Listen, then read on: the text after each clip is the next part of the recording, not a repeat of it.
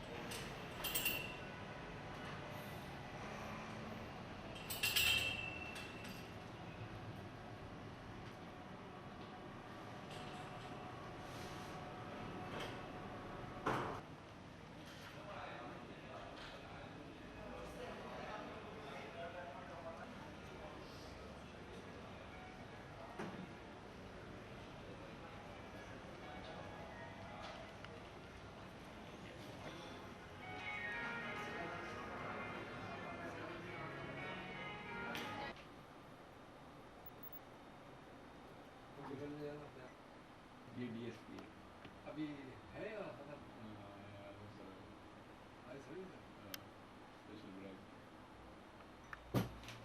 गलत मत होना यार, गलत बड़े वाले ले लो phone. So we have tried to maintain and standardize our security arrangements by beefing up these locations with various kind of systems. They can be hydraulic blockers, they are electronic barriers, and they are sniffer dogs.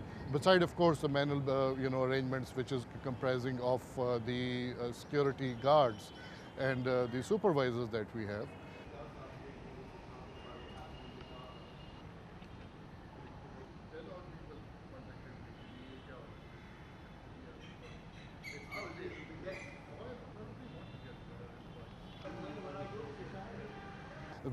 This is a constant upgrading process, I would say that.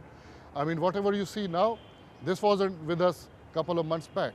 Maybe if you happen to visit us again, maybe you find some change or some improvement in that, because it has to go by the time.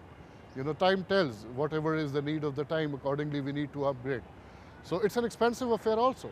Million of rupees goes into it, in our every budget. It belongs to the Hashmi family. It's a local entity.